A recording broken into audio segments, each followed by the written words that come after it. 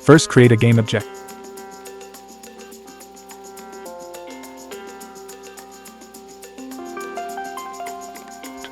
Then right-click on the project window. From menu, select C# script. Give the script a meaningful name.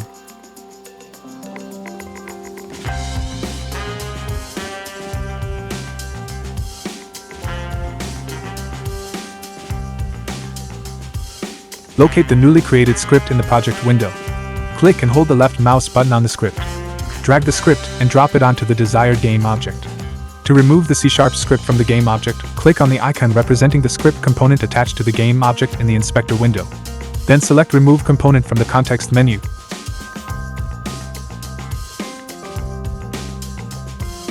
Click on the Add Component button located in the inspector window.